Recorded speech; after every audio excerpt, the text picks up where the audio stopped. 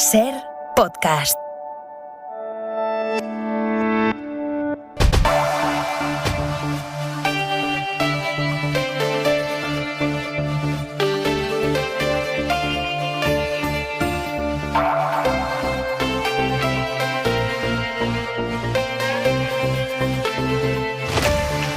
Alberto Núñez Feijóo, el líder del Partido Popular, no va a estar en la toma de posesión el martes de Alfonso Fernández Mañueco como presidente de la Junta de Castilla y León, como presidente del primer gobierno en coalición del PP con la extrema derecha de Vox.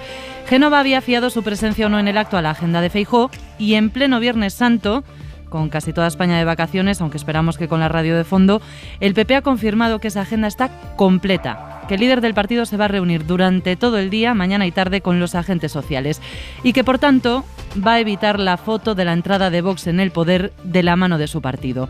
Esto no es habitual.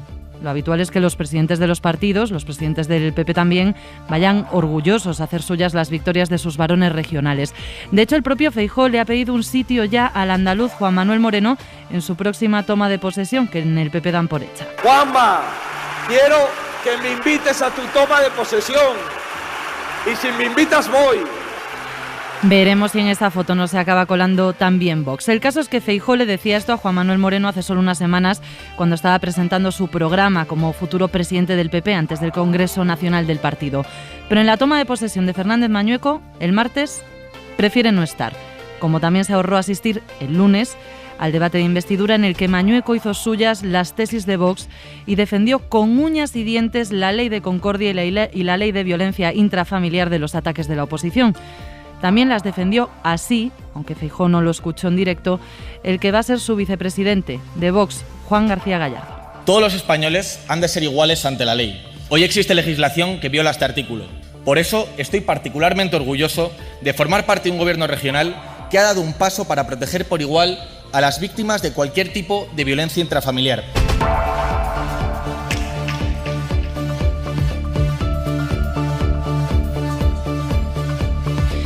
Se había separado de su pareja, ya no vivía con él, pero se presentó en la casa, le propinó una paliza, golpeándola con una silla y la apuñaló, hiriendo incluso a la hija de la víctima, que trató de evitarlo. Ha ocurrido en Vilanova del Camí, en Barcelona. Es el último caso mortal de violencia machista en nuestro país y suman ya 11 las mujeres asesinadas en lo que va de año. Radio Barcelona, Andrea Villoria, bona nit. Bonanit, buenas noches. Cuando la policía local de este pueblo, a 60 kilómetros de Barcelona, llegó al domicilio de la mujer, su expareja estaba pegándole una paliza. Todavía estaba viva, aunque con heridas muy graves. El agresor hirió también, como decíais, a su hija, a la hija de la mujer, que acabó con cortes al intentar defender a su madre. In situ, los policías detuvieron al acusado.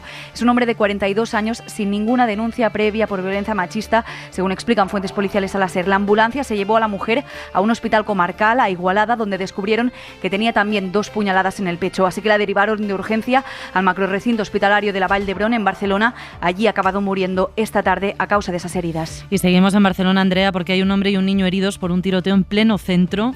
En la Barceloneta, la policía está buscando a los responsables, a 2 hombres que desde una moto han disparado a otro. Es el que está herido grave, pero las balas han alcanzado, como decíamos, también a un niño. Sí, esto ha pasado hace muy poco rato en la Barceloneta, en la calle Sevilla. Es una zona, como sabéis, muy turística. Según fuentes cercanas al caso, 2 hombres que iban subidos a una moto, a una Yamaha T-Max, han parado el vehículo para disparar directamente a un hombre de 34 años que ahora mismo está ingresado en estado grave en el Hospital del Mar con 3 balazos en las piernas. El tiroteo, como decías, ha herido a un niño de solo 8 años que paseaba por allí y que ha recibido una bala perdida en el pie, en el talón. Los servicios de emergencia le han llevado al Hospital de Sant Pau, donde ha ingresado hace poco rato, mientras los Mossos y la Guardia Urbana han encontrado la motocicleta y buscan ahora a los autores. Cualquier novedad, Andrea, nos vas contando. Hasta ahora. Hay más noticias este Viernes Santo en el que Rusia ha vuelto a bombardear Kiev y está reforzando su despliegue en el este de Ucrania. El día en 2 minutos. Víctor Olazábal, buenas noches. Buenas noches, Marina. Las tropas rusas van camino del Donbass, donde hoy están operativos varios corredores humanitarios para que puedan salir civiles. Casi todas las localidades en el frente están siendo atacadas por los rusos, que están destruyendo Donetsk, dice el gobernador de la región ucraniana del Donbass, mientras Kiev ha vuelto a escuchar el sonido de las sirenas tras varios días de silencio. Además, esta tarde Rusia ha decidido expulsar a 18 funcionarios de la misión de la Unión Europea en Moscú en respuesta a las medidas similares que se habían tomado en Europa. Viernes marcado también por la batalla campal que se ha vivido en pleno Ramadán en la explanada de las mezquitas de Jerusalén, uno de los principales lugares sagrados del Islam. La policía israelí dice que ha irrumpido en el recinto religioso para responder al lanzamiento de piedras de centenares de jóvenes palestinos sobre el Muro de las Lamentaciones, el principal lugar de culto del judaísmo, mientras los árabes aseguran que habían sido atacados mientras rezaban. Los enfrentamientos han terminado con más de 150 palestinos y al menos 3 policías israelíes heridos y también con unos 300 detenidos. Hoy el alcalde de Madrid, Martínez Almeida, ha pasado al ataque al poner en duda las intenciones de la Fiscalía para investigar las comisiones millonarias que cobraron 2 empresarios en el contrato del material sanitario en lo peor de la pandemia. Apunta Almeida a supuestos intereses políticos del Ministerio Público. Solo se investiga al Ayuntamiento de Madrid y a la Comunidad de Madrid. La Fiscalía de verdad no va a investigar ninguna otra administración. La Fiscalía de verdad no va a investigar ningún otro gobierno que no sea del Partido Popular, que no sea el de la Comunidad de Madrid y el Ayuntamiento de Madrid, porque suena un tanto extraño. Y responde también Almeida por qué el Ayuntamiento de Madrid no ha denunciado. Porque nosotros no pagamos un solo euro a los 2 comisionistas. El Ayuntamiento de Madrid solo paga a la empresa. La relación que luego tuvo la empresa con los 2 comisionistas, nosotros ignorábamos cuál es y los pagos que se habían realizado. Y en lo económico, el precio de la luz vuelve a bajar este sábado y lo hace hasta precios que no se veían desde antes de la guerra en Ucrania. Estará en 153 euros el megavatio hora. Lo que crece es el miedo a que la inflación siga descontrolada. Los expertos económicos consultados por el Banco Central Europeo prevén un aumento de precios del 6% y avisan de que en algún trimestre de este año puede llegar a caer la economía europea. Gracias, Víctor. De todo esto y de mucho más vamos a hablar hoy con Manuela Carmena. Muy buenas noches. Hola, muy buenas noches. Juan Manuel de Prada, ¿qué tal? Buenas noches. Muy buenas noches. Y Ángel Munarriz. Buenas noches, Ángel. ¿Qué tal? Buenas noches. Decía que vamos a hablar de muchos asuntos porque llevamos 3 días sin tiempo para el análisis por esta semana de fútbol europeo, así que hoy vamos a abusar un poco de vosotros, empezando además desde ahora mismo. Acabamos de despedir a Elisabeth Duval y a Ricardo Duda, con los que hemos estado debatiendo sobre este fenómeno que hemos dado en llamar cultura de la cancelación, y quería saber qué opináis vosotros. ¿Hay que cancelar, como se dice ahora, determinados artistas o intelectuales? ¿Es un fenómeno asimilable a la censura o se limita al derecho del público a rechazar determinados contenidos? Juan Manuel.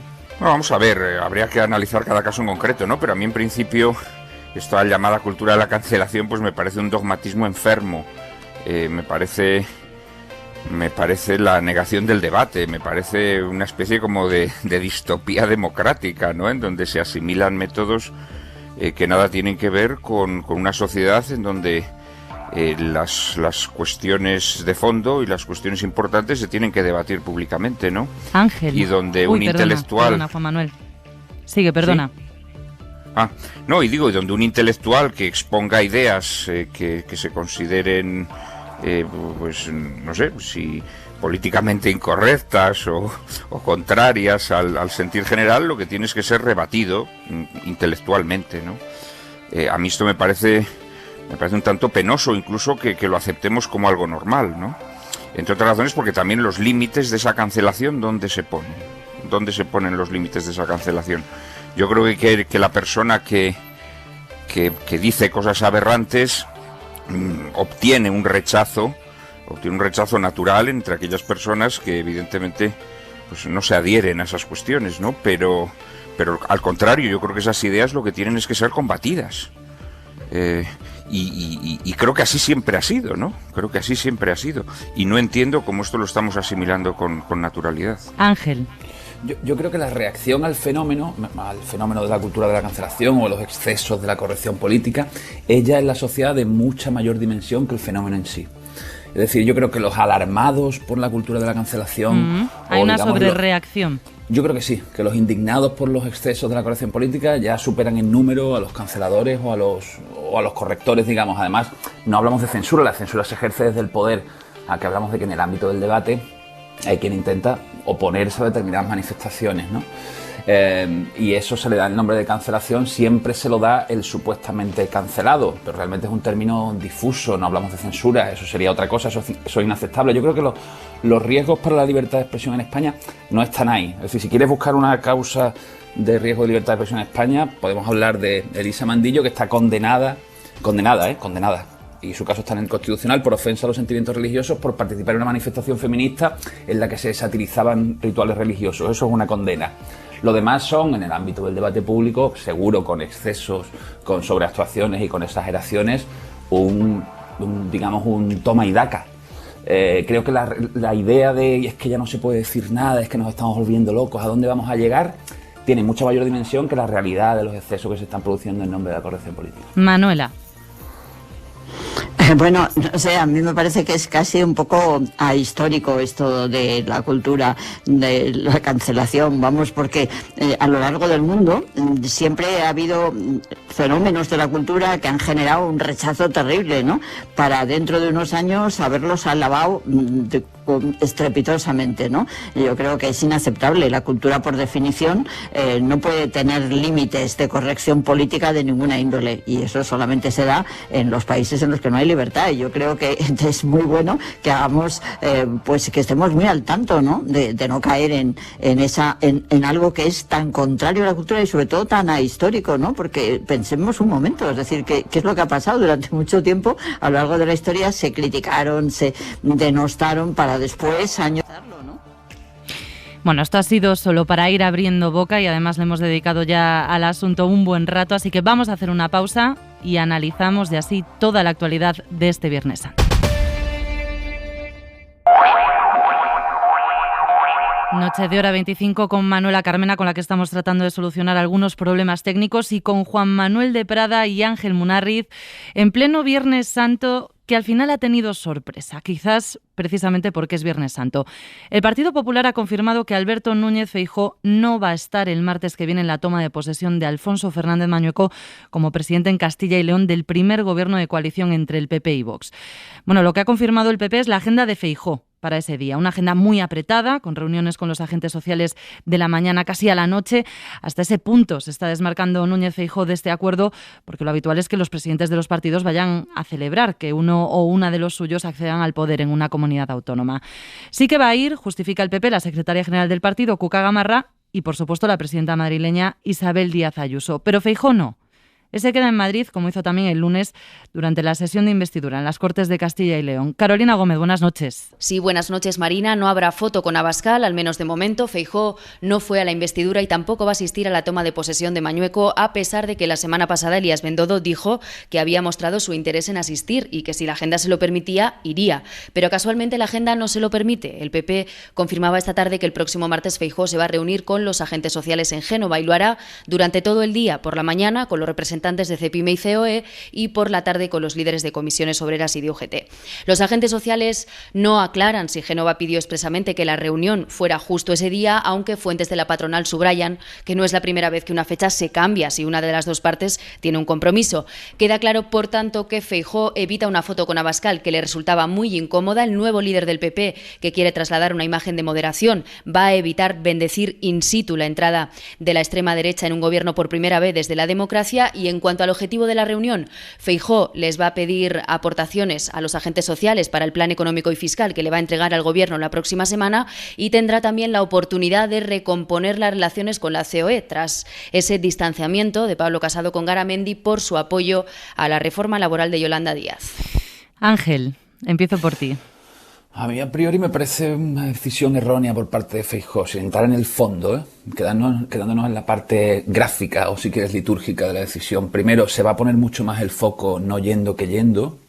Segundo, yo creo que este tipo de decisiones huelen a debilidad, huelen a inseguridad. Por cierto, la decisión es suya. No le puede hablar uno de su propia agenda como si fuera un ente externo que te es impuesto. Tu agenda es tuya y tú la decides, ¿no? La agenda no me lo permite. No, pues, tu agenda es tuya y tú la decides, ¿no? Y en principio los agentes sociales seguramente estarían abiertos a cambiar esa reunión por un motivo como es la toma de posesión, ¿no? de un presidente autonómico de un partido. Pero bueno, efectivamente la agenda no es un ente autónomo, Ángel. Y en tercer lugar, porque bueno, es verdad que no va a haber esa fotografía de Feijóo en las Cortes durante la investidura de un presidente que lo es de su partido, por cierto. Pero ¿cuál es la foto que lo sustituye? Bueno, allí sí va a estar Isabel Díaz Ayuso y habrá que ver quién envía a Vox, si Vox envía a Abascal, como por ejemplo fue en su día la toma de posesión de Juan Manuel Moreno Bonilla, la primera vez que Vox entró en las instituciones. Es posible que vaya a la primera investidura en la que hay un vicepresidente de su partido. La fotografía que vamos a terminar teniendo puede ser la de salud entre Isabel Díaz Ayuso y Santiago Abascal, que tampoco es una fotografía cómoda ni favorecedora para el PP. Por lo tanto, no me parece que por ningún sitio Feijóo gane con una decisión de estas características desde el punto de vista, vamos a decir, gráfico. Juan Manuel, ¿se pone, como dice Ángel, más el foco en este pacto con la ausencia de Feijóo el martes? Yo creo que sin duda, yo estoy totalmente de acuerdo con Munarriz. Yo creo que es un postureo absurdo por parte de Feijóo que trata de casi como de escindirse, ¿no? Es decir, como si, como decir, vamos a ver, esta alianza nada tiene que ver conmigo, porque se tramó cuando yo todavía no era el líder del Partido Popular, o en todo caso estaba en campaña, aunque todo el mundo sabía que lo era. Y claro, pretende lanzar también el mensaje de que él no ha estado al tanto de estas negociaciones, cosa que a mí me parece que es absurda, porque más allá de que él no fuese el presidente del Partido Popular, es inverosímil que Mañueco, durante estas larguísimas negociaciones que ha mantenido con Vox, no lo mantuviese al tanto. Entonces yo creo que él adopta un gesto absolutamente poncio-pilatesco. La verdad, se lava las manos cuando todo el mundo sabe que lo que está haciendo es absurdo. Al mismo tiempo, pues en una entrevista reciente está diciendo que ha reiterado, ¿no?, al Partido Socialista su disposición a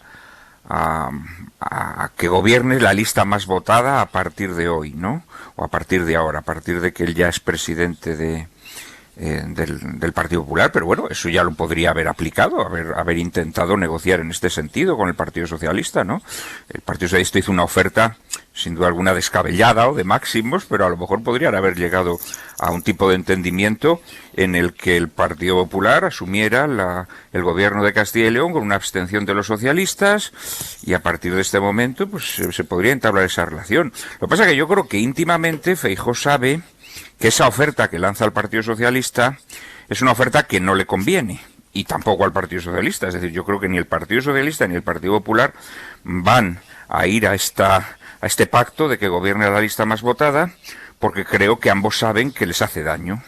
Entonces yo creo que Feijóo lo que está haciendo es un paripé, es un postureo de intentar como quedar a salvo, no manchado por lo que ha ocurrido en Castilla y León. Casi ignorar, ¿no?, podemos decir, la existencia del Sí, bueno, pacto, luego está ese componente también, que por otra parte creo que es feo, creo que es feo hacia un compañero que a fin de cuentas no tenía otra opción. Es decir, porque si se quería formar gobierno en Castilla y León no existía otra posibilidad de pacto tal y como estaban las cosas, y a salvo de que Feijóo hubiese hecho una negociación con el Partido Socialista y concretamente con Pedro Sánchez, pero no habiendo ninguna otra opción, lo que le hace a Mañueco pues es un desaire que además es sostenido, ¿no? Porque no olvidemos que Mañueco ya en el gran congreso del PP pues fue una persona bastante orillada, y la representación del Partido Popular en Castilla y León es ínfima en los órganos de gobierno del Partido Popular en estos momentos. Es decir, Feijóo está utilizando, digámoslo así, como chivo expiatorio a Mañueco, en una maniobra, a mi modo de ver, bastante farisaica, que solamente se pueden creer, pues no sé, las personas que sean muy ingenuas. Y es que además puede encontrarse con el problema de que la foto se repita en los próximos meses, porque están ahí las elecciones andaluzas, Ángel, y de momento las encuestas parece que apuntan a que Vox también va a ser necesario para el PP. Las encuestas en Andalucía pronostican un escenario más parecido al de Castilla y León que al de Madrid. Es verdad que luego habrá que ver los resultados, ¿no? Pero yo creo que el PP tiene que preparar el terreno para posibles alianzas similares a las que se están dando ahora en Castilla y León y que están permitiendo investir a Mañueco. Lo curioso es que desde el punto de vista del discurso, Feijóo parecía haber interiorizado esta realidad, es decir, calificó de broma la idea de romper gobiernos que dependían de Vox y no había entrado en una retórica ni siquiera de marcar tantas distancias como hacía su predecesor, Casado. Pero en cambio, a la hora de estar allí él presente, pues parece que quiere protegerse de ese escenario o cómo desentenderse, como ha dicho Juan Manuel, de las negociaciones que han dado lugar a esa investidura. Ahora mismo no hay escenarios verosímiles para el PP y para él mismo ser presidente si no es aupado por Vox. Eso es una realidad. La otra posibilidad, que sería la del famoso respecto a la lista más votada, no parece que se vaya a abrir paso a corto plazo, ¿no? Entonces, si él quiere ser presidente, probablemente tenga que ser presidente gracias a Vox. Y por lo tanto, desde el punto de vista de su propio proyecto político y como líder del partido, en teoría le tocaría ir rastrillando ese camino, y parecía estar haciéndolo en el discurso. A mí me ha sorprendido, de verdad, saber que no va a ir. Me ha sorprendido, me parece contrario a la línea que venía marcando desde que llegó. Nos ha sorprendido a todos, también por el momento, este Viernes Santo por la tarde en el que nos hemos enterado. Creo que podemos ya sí incorporar a Manuela Carmena al debate. Manuela. Sí, hola, muy buenas noches, que os he perdido un poquitín. Estábamos hablando de esta estrategia de Feijóo de ignorar de alguna manera el pacto del PP con Vox en Castilla y León, pacto que además, comentábamos también ahora, se puede repetir en Andalucía. Sí, no sé, yo creo que habrá que darle un poquito más de tiempo, ¿no? A ver esto por dónde va, ¿no? De hecho, pues igual está también un poco tanteando, ¿no? Lleva muy poco tiempo y, no sé, me parece interesante esta decisión suya en la medida que puede indicar, pues que no sé, que puede intentar estar haciendo algo que no sea ni sí ni no, ¿no? Muy gallego, vaya. Sí, pero ¿no te parece farisaico, Manuela? ¿No te parece hipócrita lo que está haciendo? Pues mira, no, la verdad, porque es que ¿No? si me pareciera hipócrita eso, me parecería hipócrita todo en política. Es decir, que creo que es que la verdad es que, no sé, normalmente pues se dicen unas cosas y se hacen otras. Desgraciadamente es la tónica general de la mayor parte de los líderes políticos, ¿no? Entonces, no me parece especialmente hipócrita, me parece que forma parte de esa actitud que nos hemos acostumbrado en la política de cambiar de posiciones sin explicarlo y fundamentalmente, pues ser muy oportunista en el sentido puro de la palabra, ¿no? Bueno, pues sobre lo gallego que es Alberto Núñez Feijóo, aquí hay una gallega, ¿eh? Lo digo para que lo tengamos en cuenta. Bueno, pero sobre... Si yo no lo digo, mira, no lo digo, yo pienso que además Galicia... Sí, es una broma, Manuela. No, pero que es una población muy tolerante, ¿no? A mí me parece que es muy bueno y muy interesante a veces el saberse mover bien entre los sís y los nos, ¿no? Pero es verdad que hay cosas que son muy gallegas, como ha sido, por ejemplo, la respuesta de Núñez Feijóo esta semana a los resultados que ha arrojado el CIS. Yo creo que con el CIS actual siempre es imposible ganar al Partido Socialista. No es posible, ¿no? Pero bueno, oye, si vamos mejorando, pues estamos más contentos. Si usted dice que el CIS da que el PP sube, le aseguro que sube. Eso se lo aseguro que es así. Ahora, con qué intensidad y con qué diferencia, eso se lo vamos a dejar a otros estudios demoscópicos independientes. Ha tirado de retranca gallega, que decimos, Feijóo, para celebrar a fin de cuentas un CIS que es el mejor para el Partido Popular desde las últimas generales. El primer CIS realizado desde que Feijóo asumió la presidencia del PP deja al partido a 3 puntos del PSOE. El líder del PP inspira además más confianza que Pedro Sánchez, aunque el presidente siga siendo el favorito para ese puesto. Y se frena además el ascenso de Vox. ¿Podemos hablar de efecto Feijóo, Manuela? Pues mira, yo creo que, no sé, estamos muy acostumbrados en política a valorar mucho pues el nombre de los líderes desde un punto de vista muy coyuntural y dependiendo mucho de cada uno de los momentos en los que los nombres en concreto surgen, ¿no? A mí eso me cuesta entrar por ese camino, ¿no? Porque deseo tanto el que se hable de la gestión política y no tanto de las personas como tales, ¿no? Y digamos un poco, cuando digo personas como tales me refiero pues valorar exclusivamente las actitudes de carácter general o digamos sus pronunciamientos en las declaraciones o en los momentos en que tienen ocasión de decir algunas expresiones que se recoge como con ansiedad por todos los medios de comunicación, ¿no? Pero a mí me interesa mucho saber qué es lo que hacen desde la oposición o desde el Ejecutivo, ¿no? Y saber, por ejemplo, la cantidad de leyes que en este momento se están debatiendo en el Congreso, qué posturas están teniendo, cuáles son las enmiendas que presentan unas y otros, cuáles son las alternativas que se están planteando para redactar los programas, qué posturas se tienen respecto a la gestión, ¿no? A mí, de verdad, me gustaría muchísimo que pudiéramos hacer un análisis de la política diferente, un análisis de lo que hacen, no tanto de lo que los medios de comunicación publican o publicamos o publicáis. De momento las posturas que Feijóo va a defender a nivel nacional todavía es un misterio, ¿no? Bueno, tiene 13 años de gestión a sus espaldas en Galicia, pero con el cambio de nombre, con el cambio de liderazgo y una vez dejada atrás la crisis interna en el PP, lo cierto es que el CIS le da un subidón importante al Partido Popular. Juan Manuel. Bueno, vamos a ver, yo creo que esto es natural, es esa espuma del momento, ¿no? Es decir, efectivamente, pues el votante de derechas ha vivido una situación traumática. Venimos además de unos años en donde claramente los votantes de derechas no se identificaban con su líder, que era un hombre que no cogía el tono, que cuando trataba de ser moderado resultaba inane y que cuando trataba de adoptar un discurso más neto pues resultaba chirriante. Y esto estaba generando entre el votante de derechas pues un cierto desaliento. Entonces, bueno, la entronización de Feijóo genera una euforia, pero fuera de esto y más allá de, bueno, efectivamente, de que a Feijóo lo avale una experiencia, etcétera, una experiencia que, no nos engañemos, no tiene nada que ver con la política nacional, ¿no? Porque antes Munarriz lo decía muy claramente, y es que es así, es decir, que Feijóo, salvo que se llegue a ese pacto con el PSOE de la lista más votada, la realidad es que Feijóo necesita a Vox. Y él, claro, él siempre alega que él en Galicia ha logrado que Vox no tenga representación.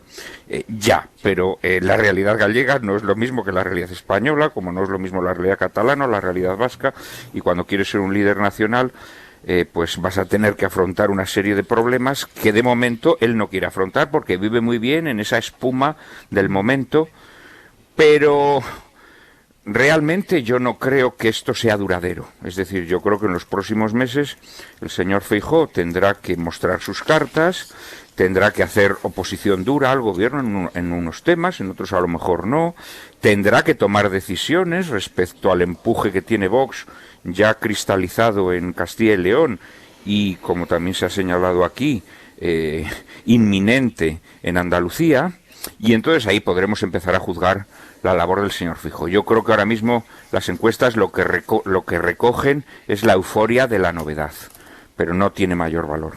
Por cierto, que decís arroja... Ángel, perdona, que te he interrumpido. No, iba a decir que yo creo que más que efecto Feijóo lo que hemos descubierto es que existía un efecto Casado y era un efecto negativo. Yo creo que la llegada de Feijóo cubre en primer lugar una demanda de novedad. El ecosistema político español premia mucho la novedad y premia mucho al recién llegado. Además, un hombre del que sabemos que es veterano, que tiene un cierto bagaje. No creo que haya hecho nada en los pocos semanas que lleva como líder del PP que justifique ese efecto. Es decir, porque tampoco ha presentado propuestas ni ha conseguido que el debate público gire en torno a lo que él dice. En terreno fiscal se ha limitado a 4 brochazos, es decir, pero su llegada sí que se producía en un terreno en el que era previsible que solo con llegar ya abriera un pequeño margen de algunos puntos, ¿no?, en intención, porque primero porque se premia la novedad y segundo porque yo creo que Casado venía restando desde hace bastante tiempo. Decía que el CIS arroja también otro dato interesante o no sé si preocupante, ahora me decís vosotros qué opináis, que es un empate técnico entre la suma de las fuerzas de izquierdas y la suma de las fuerzas de derecha, Ángel. La suma de las fuerzas de izquierda de ámbito nacional o incluyendo las nacionalistas también. Claro, son las fuerzas de izquierdas sin incluir a las nacionalistas, pero claro, ya un empate técnico entre las dos. Yo creo que efectivamente, creo que el arbitraje de la próxima legislatura, si todo va como parece, si no hay una mayoría absoluta de PP y Vox, vuelve a haber un arbitraje ahí de las fuerzas nacionalistas, digamos, periféricas, a la espera de ver qué alcance tiene el fenómeno de la España vaciada. PP Vox alcanzar los 175, a mí me siguen pareciendo palabras mayores. Es verdad que con un escenario tan movido en lo económico, con tanta preocupación, tanta incertidumbre, parece que el 23 podría ser un año, digamos, negro desde el punto de vista del humor social. Y yo creo que las expectativas electorales de la derecha van a crecer cuanto peor vayan las cosas. Esto genera a veces un círculo vicioso, porque acabas viendo a veces a la oposición empujar hacia la dirección de que las cosas salgan mal por sacar rédito electoral. Pero sí que creo que a la medida en que las cosas vayan mal, y es verdad que el horizonte está lleno de incertidumbre, las opciones de que se produzca ese 175 entre PP y Vox crecen. De la otra manera, me imagino una legislatura pues con una mayoría escaño arriba, escaño abajo, parecida a esta. Gran incógnita, España vaciada, dimensiones y hacia qué lado podría decantar, llegado el caso, la balanza. Juan Manuel. Bueno, vamos a ver, yo creo que la posibilidad de mayoría absoluta de dos partidos, tanto en la derecha como en la izquierda, me parece harto improbable.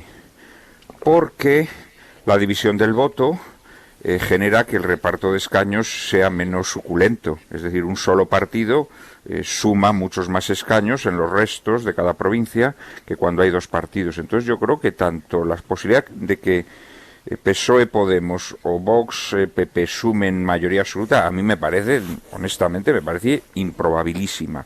Hoy, mañana, ayer y en cualquier momento.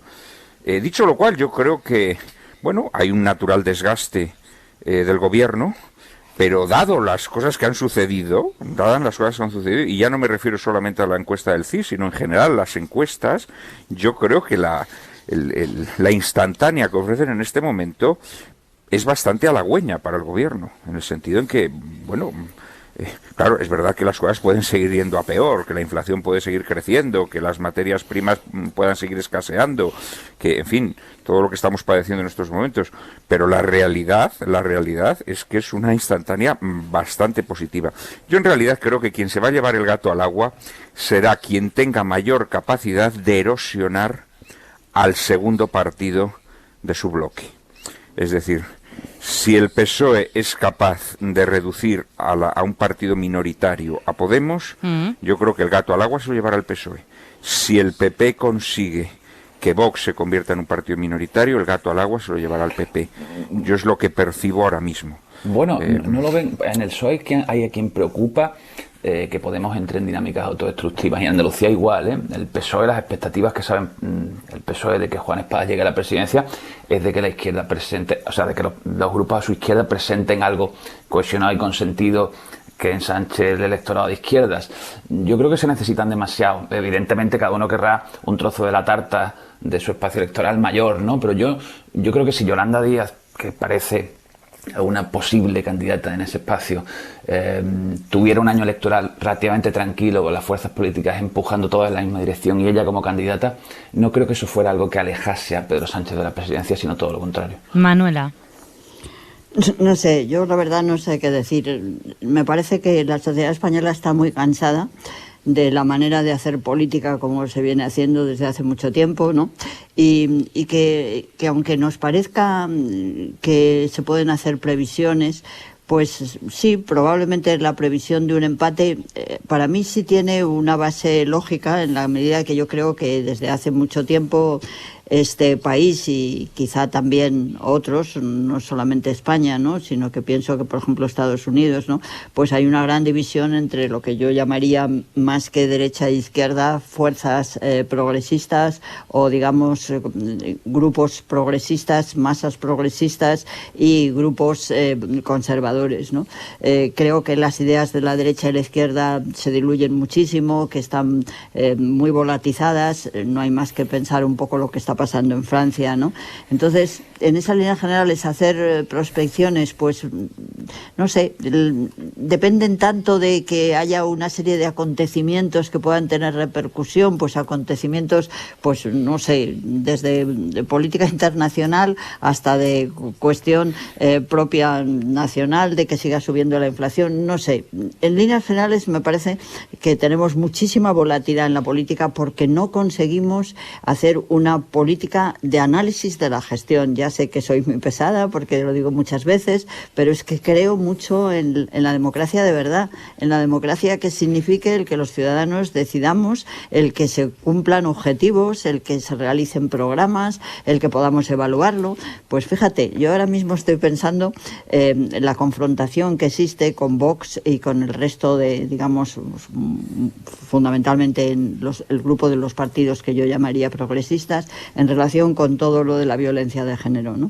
Pero yo me pregunto, cuando pasan cosas que indican que hay cosas que no funcionan, que no las estamos haciendo bien, casi no tienen debate eso, ¿no? Yo me interesa muchísimo saber cuando ha pasado este último asesinato vicario de este niño de Valencia, ¿no? Es algo tan terrible. Y sí, hay un parrafito pequeño que dice: se ha reunido la consejera, está hablando con la delegada, parece que va a haber un error, que ha habido un error, vamos a ver.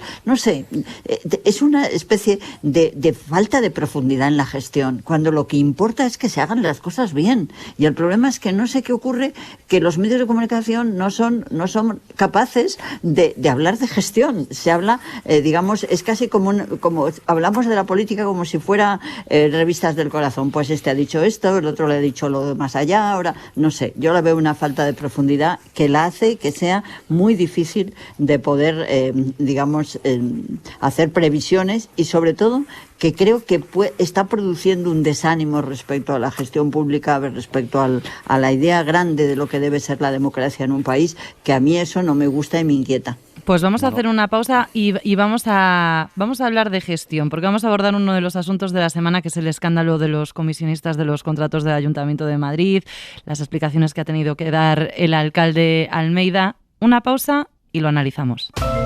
Hora 25. Marina Fernández. El buen tiempo y los buenos datos también de vacunación están permitiendo una cierta vuelta a la normalidad de esta Semana Santa. Los pasos han salido a la calle después de 2 años de restricciones y esta agenda de procesiones ha obligado al alcalde de Madrid, a José Luis Martínez Almeida, a responder en los últimos días a las novedades que hemos ido conociendo del escándalo de las comisiones millonarias que investiga la justicia. Y Almeida ha ido elevando el tono no contra los comisionistas, contra los que presuntamente estafaron al ayuntamiento, sino contra la izquierda y hoy mismo contra la propia Fiscalía. Javier Alonso, buenas noches. ¿Qué tal, Marina? Buenas noches. El alcalde de Madrid ha pasado de sentirse víctima de una jauría, de la jauría de la izquierda, ha dicho, a cuestionar directamente la independencia de la Fiscalía. Hoy ha deslizado que la investigación sobre los 6 millones que se llevaron a la saca Luis Medina y Alberto Luceño en lo peor de la pandemia, a la saca es la expresión que utilizan ellos mismos, tiene un interés político. Dice el alcalde, el de perseguir a un ayuntamiento solo por ser del Partido Popular. Y eso que la Fiscalía, como se encarga de recordar siempre Almeida, no ha detectado irregularidades hasta ahora en la actuación del consistorio. Sí, a pesar de eso, el alcalde se ha apuntado hoy a abonar la teoría de la persecución política contra él, dice, y contra Ayuso. Solo se investiga al Ayuntamiento de Madrid y a la Comunidad de Madrid. La Fiscalía de verdad no va a investigar ninguna otra administración. La Fiscalía de verdad no va a investigar ningún otro gobierno que no sea del Partido Popular, que no sea el de la Comunidad de Madrid y el Ayuntamiento de Madrid, porque suena un tanto extraño. Lo cierto, Marina, es que la Fiscalía ni siquiera inició esa investigación de oficio. Fue a raíz de la denuncia de los bancos que empezaron a detectar movimientos sospechosos en las cuentas de Luis Medina y de Alberto Luceño. A pesar de todo, Almeida lanzaba esta pregunta esta mañana a la prensa. ¿De quién depende la Fiscalía? ¿De quién depende? Porque a lo mejor, si sabemos responder a la pregunta de quién depende, sabremos responder a la pregunta de por qué solo se investiga tanto los contratos del Ayuntamiento de Madrid y de la Comunidad de Madrid. Es una estrategia idéntica a la que han seguido Ayuso y su equipo también en el asunto de la comisión del hermano de la presidenta. Esto decía hace solo 2 semanas sobre la Fiscalía Europea el que es el consejero de Justicia, Enrique López. Yo el sábado ya advertí de la desconfianza que nos ofrecía la actuación de la fiscal delegada europea. Y es que esto de cuestionar las motivaciones del investigador es un viejo conocido de la política madrileña. Se intentó con escaso éxito hasta en los primeros compases de la Gürtel. Pero el alcalde Javier no termina de explicar por qué no denunció el caso a la policía, a pesar de que la responsable de contratación se dio cuenta enseguida de que los precios de los guantes estaban más que inflados. Por ejemplo, la propia Collado se lamenta ante Alberto Luceño de que los han estafado en los mensajes de WhatsApp que incorpora el sumario, a pesar también de que sí denunciaron a la policía otro caso similar por unas mascarillas defectuosas y a pesar además de que la Fiscalía advirtió al Ayuntamiento ya en diciembre de 2020, hace casi 1 año y medio, de que los contratos por los que Luis Medina y Alberto Luceño se lo llevaron crudo estaban bajo sospecha. Sí, esa es la principal laguna en las explicaciones del alcalde. Almeida dijo ayer que el ayuntamiento no se había podido personar antes en la investigación porque tuvo que esperar a que la Fiscalía la remitiera al juez y éste la admitiera a trámite. Lo que en cualquier caso sigue sin explicar por qué no fue el propio ayuntamiento el denunciante. Esta mañana el alcalde decía esto. Porque nosotros no pagamos un solo euro a los 2 comisionistas. El Ayuntamiento de Madrid solo paga a la empresa. La relación que luego tuvo la empresa con los 2 comisionistas, nosotros ignorábamos cuál es y los pagos que se habían realizado. Por eso, solo la denuncia podía partir precisamente del SEPLAC, que es de donde parte la denuncia a la Fiscalía. Pero es que el Ayuntamiento tampoco denunció a la empresa, a pesar de que se sabía estafado. La oposición le reprocha además que optara por esta oferta cuando asegura había otras sobre la mesa que eran más baratas. Además, no creen que sea casualidad que todo esto salga a la luz ahora. Marta Higueras primera teniente de alcalde con Manuela Carmena y ahora en Recupera Madrid. Es absolutamente evidente que todos estos hechos de dudosa legalidad, vamos a decir así, con dinero público, salen a la luz por intereses de partido, por facciones de partido enfrentadas. Insisten en apelar a Ciudadanos para que rompa con Almeida. Javier Alonso, Radio Madrid, muchísimas gracias. A vosotros, buenas noches. ¿Qué os parece la respuesta del alcalde a todo este escándalo, poniendo hoy el foco en la independencia de la Fiscalía? Manuela, empiezo por ti. Mira, a mí, en ese sentido, vosotros sabéis que me gusta muy poco enjuiciar al alcalde que ha continuado, digamos, mi mandato, ¿no? Máximo, además, cuando, bueno, fue ocasión de un pacto, ¿no? Pues porque no ganó el alcalde las elecciones, ¿no? Y no me gusta hacer un planteamiento crítico de su gestión porque se puede, no sé, me gusta tener respeto, cada uno en su momento debe hacer lo que tiene que hacer, ¿no? Pero dicho esto, sí creo que como ciudadana, y además habiendo sido alcaldesa de Madrid, sí creo que es muy importante el explicar bien a la gente que cómo se hacen los contratos en el ayuntamiento y cómo es una cosa tan singular el que se puedan hacer contratos de emergencia que no precisan de concurso.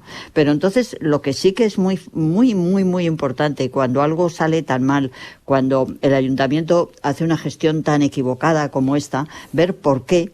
¿Cómo llegan esas personas? Es decir, ¿por qué se elige a esas personas? Y evidentemente, si el comisionista, la persona ha cobrado prácticamente 1 millón de pesetas, 1 millón de euros, simplemente porque consiguió contactar con el ayuntamiento, no es absoluto creíble y además no hay nada más que escuchar las informaciones que estamos recibiendo de las grabaciones que se hicieron en la Fiscalía para entender que efectivamente, pues alguien muy arriba, pues consiguió, este señor Medina consiguió hablar con alguien muy arriba, ¿no? Porque a mí me sorprende mucho el que la señora encargada de la gestión dijera que a ella le dijeron que tenía que llamar al señor Medina, ¿no? Y cuando le pregunta al fiscal, ¿y quién se lo dijo? Pues no sé, no me acuerdo, me lo dijo un concejal.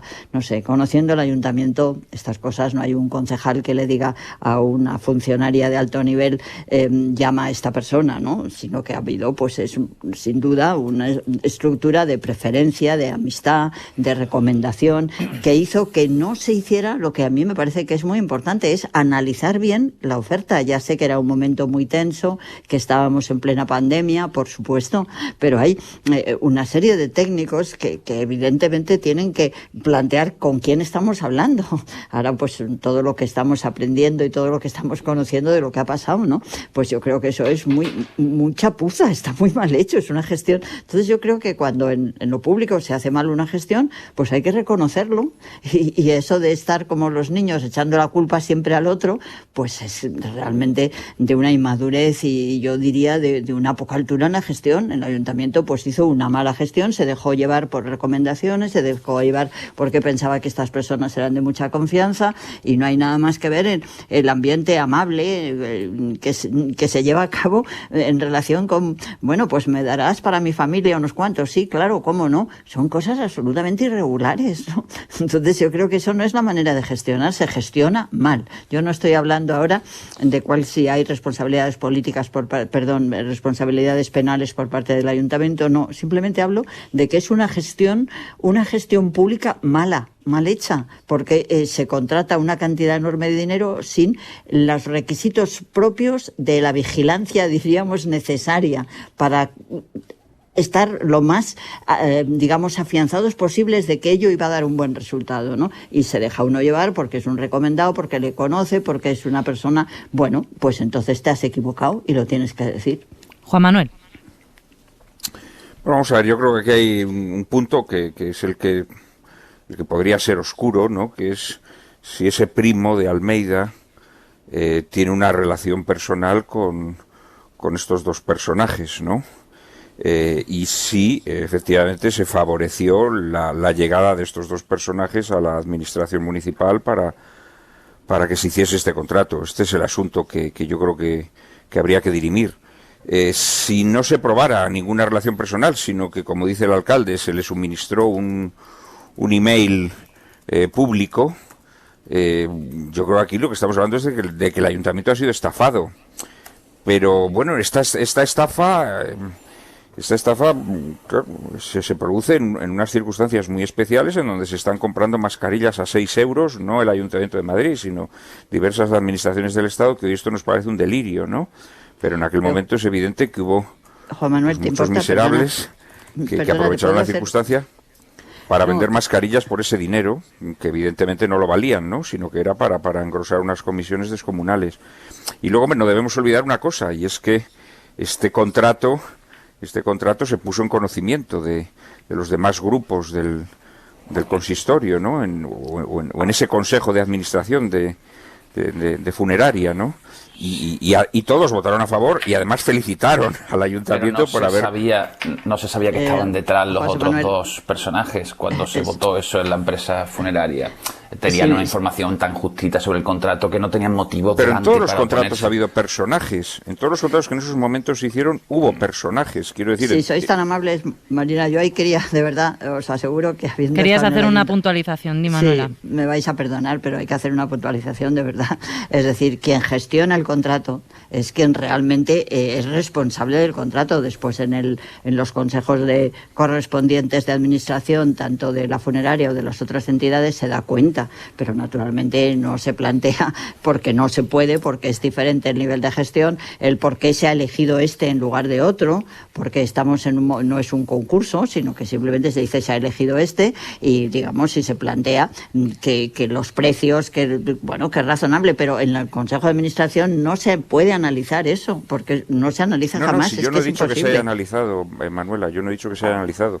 Yo digo que en ese momento, cuando se informó sobre la realización de este contrato, pues a los otros grupos les pareció bien. Lo señala el alcalde, pero también es cierto que no se sabía en ese momento, evidentemente, como hemos sabido ahora, que dos comisionistas, Luis Medina y Alberto Luceño, se llevaron 6 millones de euros. Y si no lo sabían, ¿por qué votaron a favor? Pero perdonadme, es que en serio, que es que cuando se hace en un consejo de administración de las entidades del ayuntamiento, las personas que simplemente se da cuenta, oye, se ha llegado a la conclusión de hacer este contrato, bueno, pues muy bien, pero el interior del contrato, las garantías para saber por qué se ha elegido a esa empresa y no a otra, por qué ese precio es mejor que otro, eso es quien lo gestiona, eso no se da cuenta en un consejo de administración. Y entonces, claro, ahí es muy importante saber por qué se eligió ese contrato. Y luego, en última instancia, da la impresión, a la vista de lo que de lo que yo he podido oír, pues ya os digo, de que fue una equivocación. Yo no digo más que fue una equivocación. Eso de que el ayuntamiento ha sido estafado, pobre ayuntamiento... Vamos a ver, el ayuntamiento es la entidad, digamos, de gestión casi más importante de España. Es más importante que un ministerio.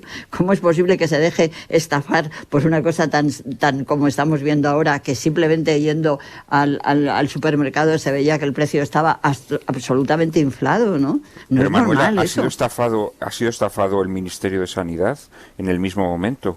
El Ministerio de Sanidad hizo compras que ni siquiera llegaron aquí. El Ministerio de Sanidad en estos momentos tiene a varios directivos que están siendo investigados, ¿no? También por unos contratos. Pues fíjate, José Manuel, a mí no me preocupa que eso sea así. Lo que me gusta es que eso se analice. Entonces, si hay otro, ha llamado la atención, porque vuelvo a decir, y todos lo sabemos, lo empieza no la Fiscalía, lo empieza que llama la atención el banco, el que personas que no tienen ingresos importantes de pronto tengan unos ingresos tan importantes. Pero si lo que interesa es saber, de verdad, a mí me parece que ¿cómo es posible que nos dejemos engañar sin comprobar mínimamente, vamos a ver, este señor quién es decir, qué actividades, parece que tenían unas actividades de importación de carne de pollo congelado, ¿no? Es decir, ¿por qué esta persona? No sé, me parece que el dejarse engañar un organismo de la importancia del ayuntamiento o de cualquier otro que sea similar, pues indica que no se ha hecho bien. Luis Medina, no pasa nada más que hay que advertir, hay que reconocerlo, me he equivocado. Luis Medina, alcalde, que es un poco también por lo que este escándalo es tal, o por lo que se le piden explicaciones al alcalde José Luis Martínez Almeida. Lo hemos escuchado en su declaración ante la Fiscalía, ha tenido acceso a esas declaraciones, se pueden ver en cadenaser.com.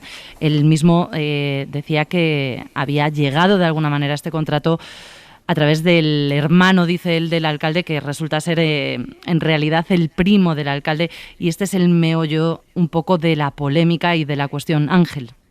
A ver, ahí el alcalde, que yo creo que hoy hace una argumentación bastante tramposa para defenderse, tramposa porque cuando dice la Fiscalía no está investigando otros contratos, bueno, aparte que sí está investigando otros contratos, a la Fiscalía le llega el asunto a través del Servicio de Prevención del Blanqueo de Capitales porque le da la alerta los bancos que ven incrementos patrimoniales muy abultados. Si él conoce otros casos de incrementos patrimoniales muy abultados, que los diga, y si desde luego si los bancos los detectan tendrán que informar porque eso está protocolizado.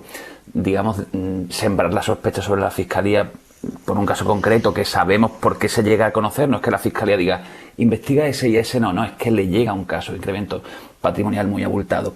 Y luego con respecto al segundo argumento, que el Ayuntamiento no le paga a Luceño y a Medina, sino que le paga a una empresa y esta empresa le paga a Luceño y a Medina, yo creo que desde el punto de vista de la defensa legal tendrá peso. Es decir, el hecho de que al final el dinero, técnicamente, el dinero que le llega a Luceño y Medina sea dinero de una empresa privada, es verdad que dinero ingresado, salido directamente de las arcas públicas, por unas mascarillas de un precio cobrado muchísimo más alto de lo que debería, pero ese tecnicismo tiene derecho desde el punto de vista legal. En este momento y como alcalde, yo creo que no es una argumentación válida, porque sabemos que esa cantidad de dinero venía determinada por las comisiones de Luceño y Medina, que estaban teniendo un trato o estaban teniendo un acceso preferente al ayuntamiento. Ahora, llegar a acreditar, eso corresponderá a la justicia, llegar a acreditar hasta qué punto quedó todo determinado por la relación con el primo del alcalde, eso habrá que hilar muy fino, será difícil seguro. La Fiscalía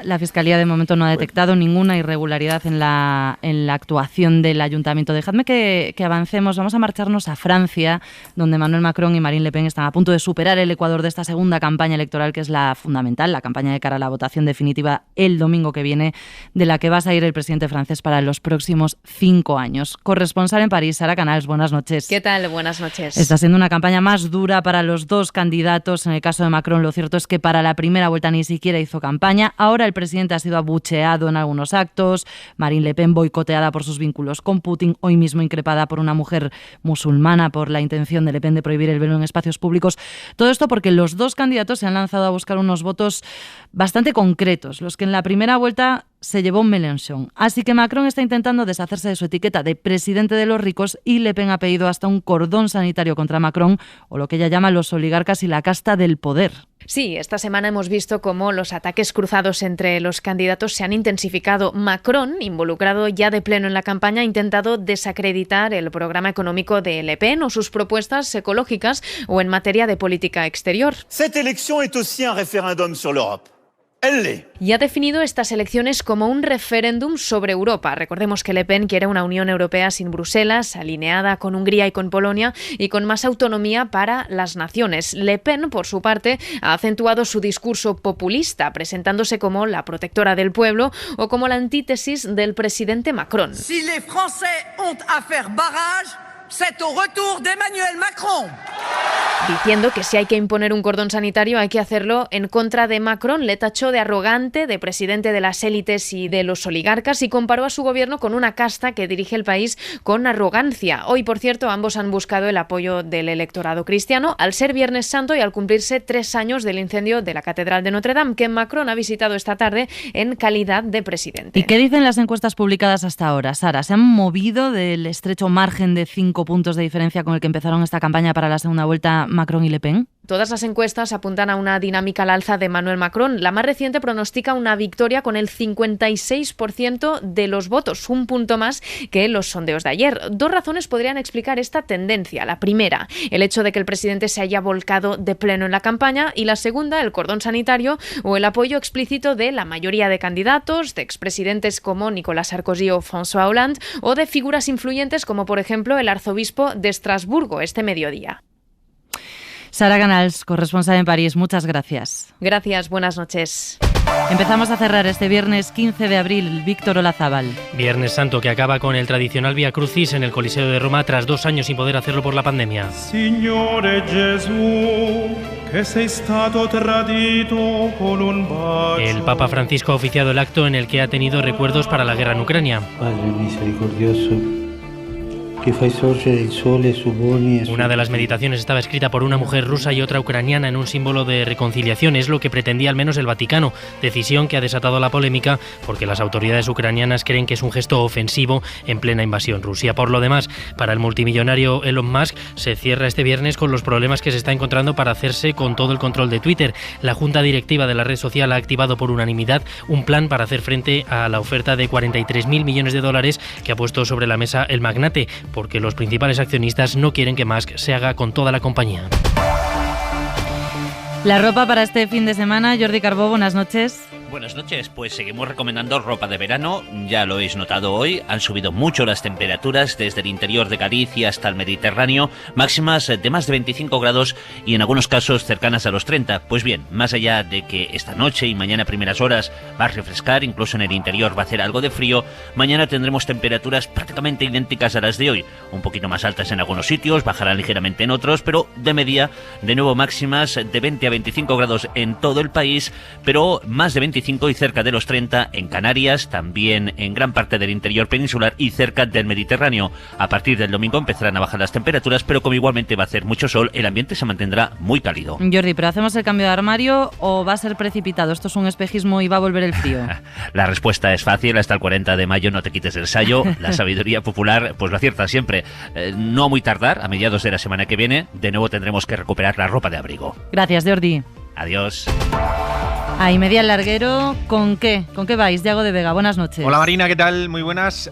Acaba de arrancar la jornada 32 en Primera División. Teníamos un partido en Anoeta y como buen Viernes Santo hemos tenido penitencia porque ha sido bastante aburrido el partido que hemos tenido entre la Real Sociedad y el Betis.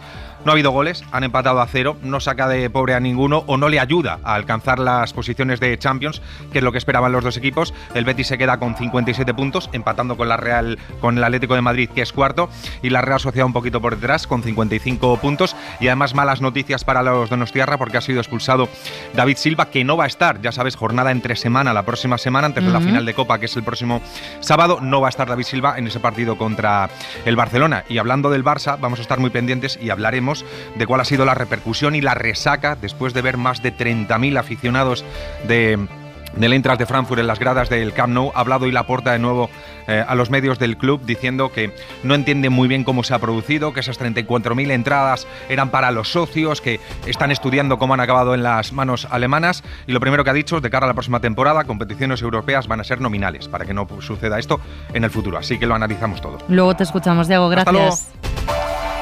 Antes de detenernos en la situación en Ucrania, no quiero dejar pasar la oportunidad de saber qué pensáis de esta segunda vuelta de las presidenciales francesas, de cómo avanzan posiciones o no Le Pen y Macron, con ese margen estrecho todavía que le dan las encuestas. Nos contaba nuestra corresponsal en París, Sara Canals. Ángel, empiezo por ti. Hoy ha habido una curiosidad en campaña. El mismo día que Macron ha recibido el apoyo expreso del arzobispo de Estrasburgo, la candidata Marine Le Pen ha anunciado que con ella se mantendrá el matrimonio igualitario, lo que en Francia llaman le mariage pour tous, que además ella lo ha llamado así, que es como lo llaman sus defensores. Está intentando ensanchar su espacio y como se está utilizando el término desdiabolizarse. Yo creo que me parece insólito que sus lazos con Rusia estén teniendo tan poco protagonismo en la campaña y que haya conseguido desplazar hacia responsabilidad de Macron las consecuencias económicas de la guerra y colgarle una etiqueta que me parece que es muy pesada de llevar en campaña, y es la de elitista y candidato de los ricos. La gran pregunta que yo me hago, y creo que será determinante para la segunda vuelta, es si hasta qué punto o cómo de abrumadoramente se van a movilizar los votantes de izquierda a favor de Macron, que es un candidato que despierta hoy muchas menos simpatías en la izquierda que lo que despertaba en 2017. A pesar de que las encuestas parece que indican que Macron va por delante, mi impresión es que Marine Le Pen no tiene tan malas cartas para afrontar lo que queda de campaña.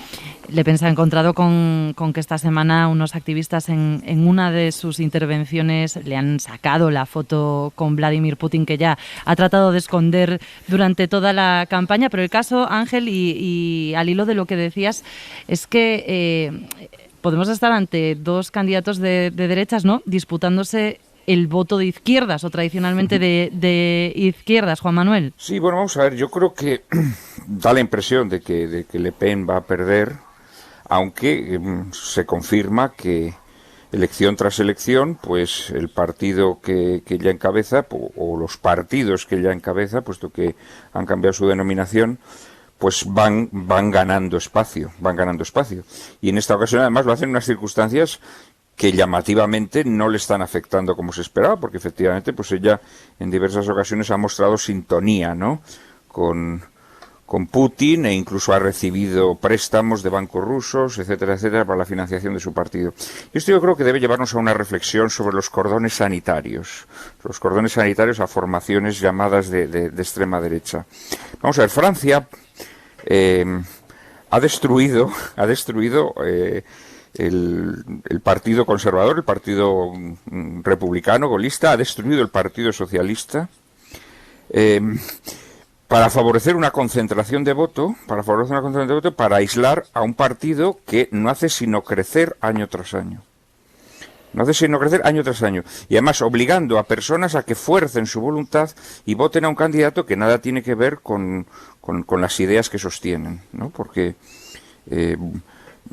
tú has definido a Macron como un candidato de derechas. Bueno, Macron representaría un poco... O no de izquierdas. Sería un poco la idea de Ciudadanos. Por matizarme. ¿No? Sería un poco la idea de lo que fue Ciudadanos aquí, ¿no? Un partido que un día puede levantarse socialdemócrata, al otro día neoliberal, al otro día las dos cosas a la vez, en fin, un partido que da la impresión, pues bueno, sí, de que está al servicio, digamos, de ese interés que tiene la plutocracia de tener un Podemos de derechas, ¿no? Es un partido que aglutine votos diversos, pero que al final sirva a sus intereses. Y yo creo que esto nos debe servir como ejemplo.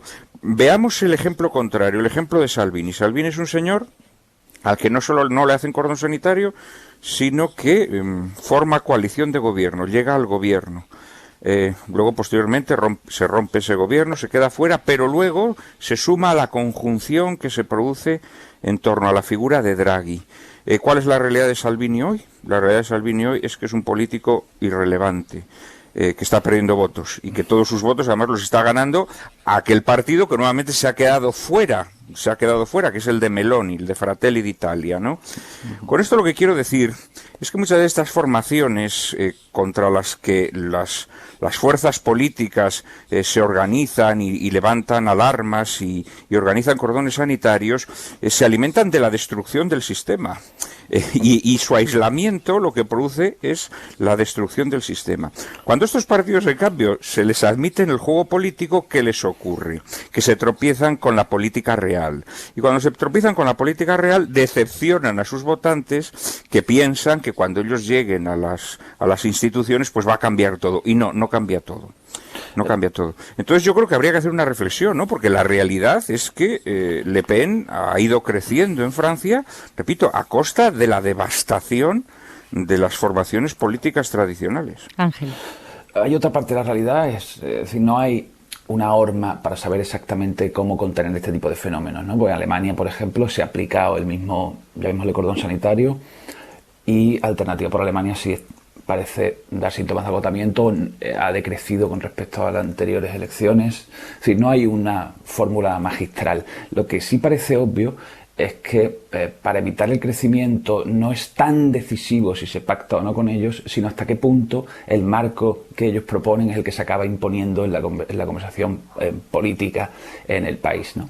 Lo que se le critica a Macron desde la izquierda no es que con respecto al Frente Nacional, ahora Agrupación Nacional, es que haya aceptado no solamente sus postulados, sino sus temas, y que con respecto a cuestiones como inmigración haya aceptado los términos del debate que proponía Le Pen.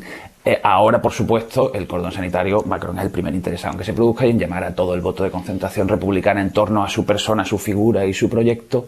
Los que le critican a él es que haya ido comprando los temas. La firmeza, por decirlo más resumidamente, la firmeza en defensa de principios y valores que demostró Angela Merkel, más allá de que tampoco pactaba con ellos, era mayor en cuanto a no, de esto no hablamos, o esta parte que era proscrita, estas propuestas de este partido ni las discutimos con ellos, no es la misma que la que ha mostrado la derecha o el centro en Francia, que sí, no pacto con ellos, pero intento ganar más electoral incorporando algunas de sus ideas. Manuela, muy brevemente, que tenemos que irnos a Ucrania.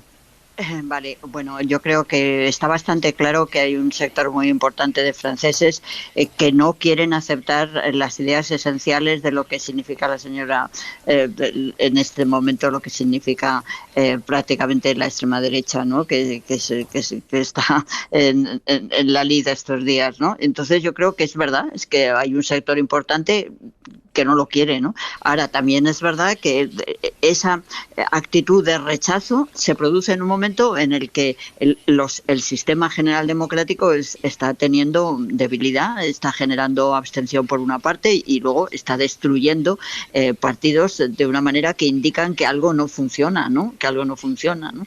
Entonces, no sé, es una situación muy particular porque evidentemente yo creo que las ideas de la señora Pétain, hay una parte importantísima de la señora Le Pen, hay una parte importantísima de franceses que no las quieren y ahí va a ver realmente qué queda el próximo domingo, ¿no? Pero hay un sector muy importante que no lo quiere. Ahora, ¿ese sector tiene manera de articularlo de una manera acertada? Pues yo creo que no. Ahí es lo que yo creo, que han coincidido por esa abstención grande quiere decir algo y la destrucción de los partidos también quiere decir algo.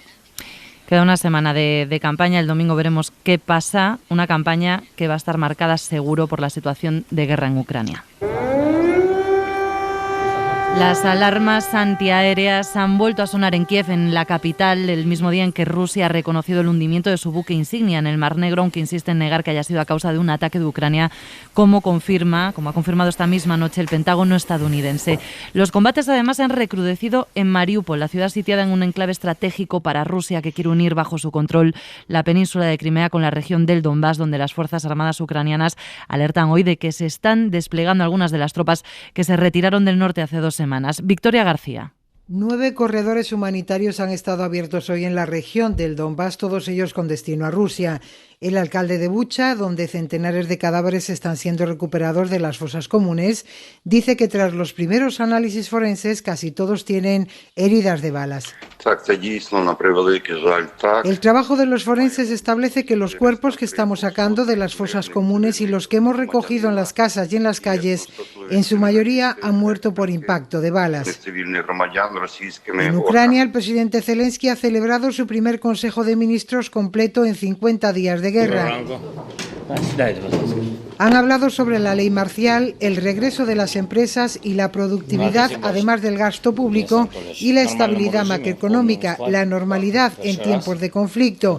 El buque ruso Moskova, una de las joyas de la Marina rusa, ha terminado hundiéndose después de incendiarse por un ataque ucraniano que los rusos niegan. Con el barco se ha ahogado su capitán, que falleció durante la explosión del buque. Las tropas rusas de camino al Donbass, donde hoy están operativos varios corredores humanitarios para permitir la salida de los civiles. El gobernador de la región se llama Pablo Kirilenko. Casi todas las localidades a lo largo de la línea del frente están siendo atacadas por la horda de la Armada rusa. Los rusos están destruyendo Donetsk, advirtió. Desde el comienzo de la invasión rusa, a gran escala, ha estado prácticamente bajo fuego constante. Por cierto, que Enrique Ayala, gracias Vicky, miembro del Consejo Asesor del Observatorio de Política Exterior, cree que el hundimiento del Moskva no es una gran victoria militar, pero sí puede dañar la moral de los rusos, por mucho que el Kremlin diga que ha sido un accidente. Hoy ha estado en Hoy por Hoy. Desde el punto de vista militar no es una pérdida significativa. Es más desde el punto de vista psicológico, desde el punto de vista del relato, desde el punto de vista de la guerra psicológica. La pérdida de un buque tan importante, el buque insignia de la flota del Mar Negro, pues supone un revés, evidentemente, para Rusia y también un alivio, por lo menos un éxito propagandístico para Ucrania.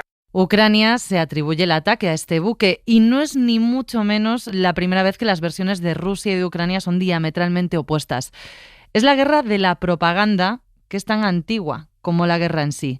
Florentino Portero, profesor de Historia Contemporánea de la UNED. ¿Qué tal? Buenas noches.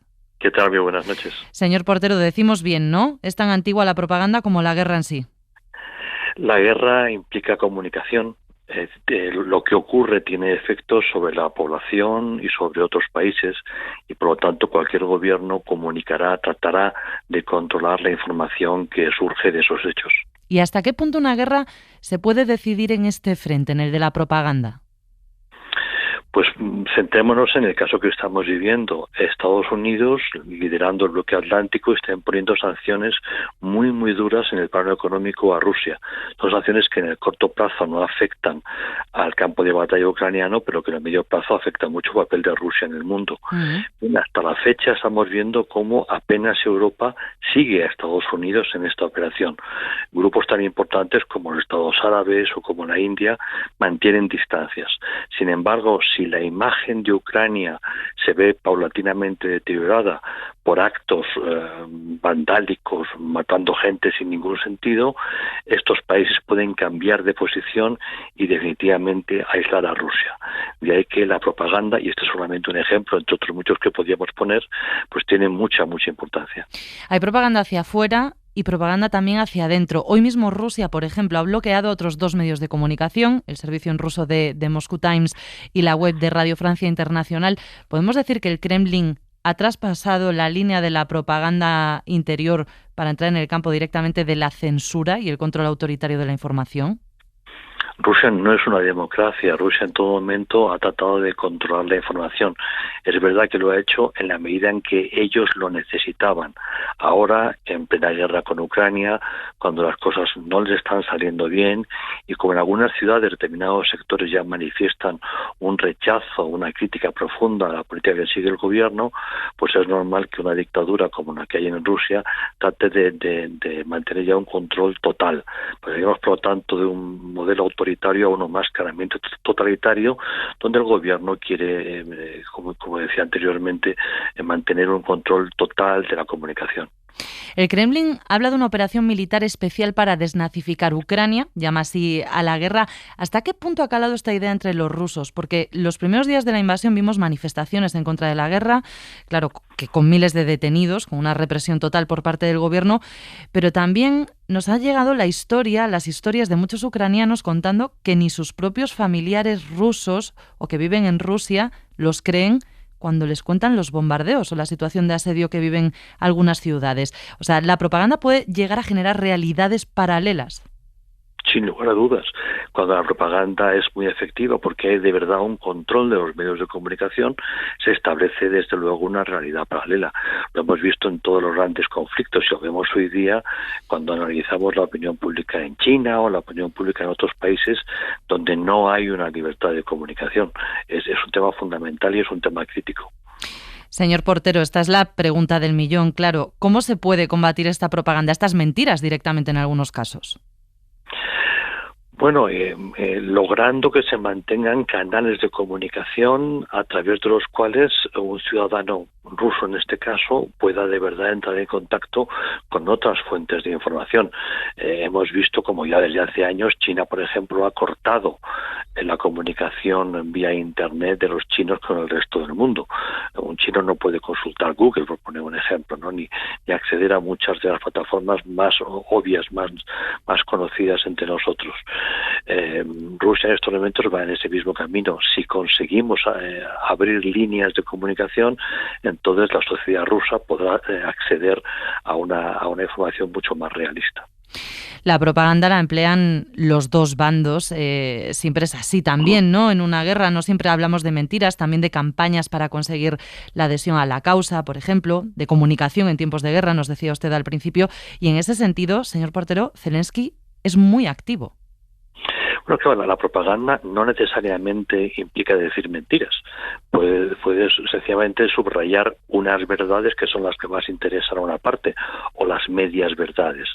La gran diferencia entre Zelensky y Putin es que Zelensky viene del mundo de la comunicación. Es un mundo en el cual él se siente cómodo. Y no solamente es capaz de arrinconar a Putin en ese terreno, también está arrinconando a los líderes alemanes o a algunos otros países europeos que históricamente o en estas últimas décadas han tratado de tener muy buenas relaciones con Rusia a costa de tenerlas con Ucrania. Bien, Zelensky juega muy fuerte en ese terreno, pero lo sabe hacer porque es un terreno que para él resulta cómodo y porque en este caso la verdad está de su parte y por lo tanto el efecto de sus declaraciones es impactante y es muy positivo para Ucrania. ¿Y cómo ha evolucionado la propaganda? Porque estamos en plena era de la información, de las redes sociales, nos llega información desde el terreno a nuestros móviles, a nuestros canales de Telegram, por ejemplo, directamente de los portavoces de Ucrania, de Rusia, en muchos casos. ¿Esto es el caldo de cultivo perfecto para la propaganda? Lo más característico es que la información en los últimos años se ha, entre comillas, democratizado. Es decir, que hay muchísimas fuentes de información muy distintas. Hasta no hace mucho tiempo, hasta hace un par de décadas, unos pocos medios de comunicación, unas pocas agencias controlaban en lo fundamental el tráfico y el origen de la información. Esto ya no es así. Entonces, bueno, evidentemente para Rusia o para cualquier otro país, el ser capaz de introducir información a través de estos nuevos medios es un tema absolutamente capital para generar una opinión determinada. Pues Florentino Portero, profesor de Historia Contemporánea de la UNED, muchísimas gracias por estar esta noche en Hora 25. Encantado, buenas noches. Buenas noches. Y tengo que despedirme ya también de nuestros analistas Manuela Carmena, Ángel Munarriz, Juan Manuel de Prada. Muchísimas gracias por estar este Viernes Santo con nosotros en Hora 25. Muchísimas gracias a todos. Que disfrutéis lo que queda de puente, que disfrutéis el fin de semana. Venga. Nos hemos quedado ya sin tiempo porque todavía tenemos que escuchar La Voz de la Experiencia. ¿Pero qué broma es esta? Con Miguel Ángel Aguilar. En una semana marcada por todas las novedades que hemos ido conociendo de los pillos, así los ha calificado Feijóo, que se llevaron 6 millones en comisiones en lo peor de la pandemia de contratos con el Ayuntamiento de Madrid. Miguel Ángel Aguilar, buenas noches. Muy buenas noches. El contexto es especialmente sangrante, el de las primeras semanas de la pandemia, pero pillos, por no utilizar expresiones más fuertes, los ha habido siempre, aunque a ti te ha llamado la atención, Miguel Ángel, otro detalle de todo este escándalo. Bueno, me ha llamado la atención que dice, bueno, esto es una cosa con el ayuntamiento, el alcalde se ha puesto muy solemne para decir que nos han estafado, yo soy la víctima y todo eso. Pero, ¿quién ha pagado? ¿De dónde? Porque el ayuntamiento es muy grande. ¿De qué sitio ha salido el dinero para pagar a estos comisionistas fantásticos? Pues ha salido, para mi sorpresa, no ha salido de la Dirección General o de la Consejería de Sanidad, no, ha salido de la de Servicios Funerarios, de la empresa de Servicios Funerarios, la empresa municipal de Servicios Funerarios. No ha salido de la empresa municipal de Transportes, ni de la empresa municipal de la Vivienda, ni de la empresa, hay un montón de empresas municipales, ha salido de la de los funerarios. ¿Por qué? Tú te preguntarás, querida Marina, ¿por qué? Me pregunto, efectivamente, ¿por qué? ¿Por qué? Porque es que ahí hay eso que se llama cash flow, ahí hay dinero. ¿Qué dinero hay? Pues parece ser, he comprobado, he tenido alguna experiencia personal que me confirma, que es que en el tema este funerario no hay deudas, todo el mundo paga religiosamente, porque yo creo que está establecido, no se sabe cómo, pero la idea de que un alma no entra en el cielo si los deudos no han pagado a la funeraria. No se pueden tener deudas con la funeraria y aspirar al reino de los cielos. De manera que todo el mundo paga. Y ese dinero está ahí. A mí me contaba un amigo, Carlos Luis Álvarez, que en el ABC pasaba lo mismo, que cuando salían y tal y se les acababa el dinero, iban por la noche al ABC los gerifantes y recogían el dinero físico de quienes habían puesto esquelas funerarias en el ABC, las habían pagado con dinero y entonces, como todavía no había cajeros automáticos ni nada de eso, vaciaban la caja, se llevaban el dinero y conseguían y proseguían, el recorrido, la larga marcha de la noche madrileña. Entonces, el dinero ha salido de la funeraria, que es un lugar bastante impropio para sacar dinero, para pagar mascarillas, que carece completamente de sentido, pero era exactamente así. Y bueno... Y nos confirma que la muerte es un negocio, Miguel Ángel. Bueno, la muerte es un negocio además es un negocio que no es un negocio, eso que dicen, estacional, es un negocio permanente. O sea, no hay momentos de carencia, no hay momentos de que, bueno, es que ha venido mal tiempo, entonces no contrata a la gente en los hoteles, o hay no sé qué, y entonces pues ya no sé. No, esto es de una regularidad verdaderamente maravillosa, vamos, para que tenga ese negocio. No hay vuelta de hoja. Así que sabemos de dónde ha salido el dinero, que es curioso, que es de la empresa municipal funeraria, y sabemos dónde, por desgracia, ha terminado mucho de este dinero, 6 millones de euros, que es en manos de los comisionistas que presuntos comisionistas que investiga la Fiscalía.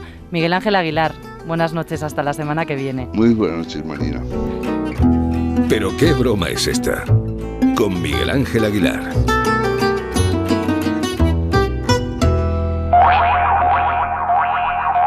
Ahora sí que nos vamos. El lunes vuelve la normalidad, vuelve Aimar Bretos. Como siempre, ha sido un placer. Hasta la próxima. Suscríbete a Hora 25. Todos los episodios y contenidos adicionales en la app de Cadena SER y en nuestros canales de Apple Podcast, Spotify, iVoox, Google Podcast y YouTube. Escúchanos en directo en la SER de lunes a viernes a las 8 de la tarde.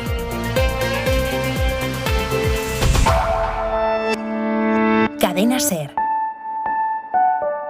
La radio.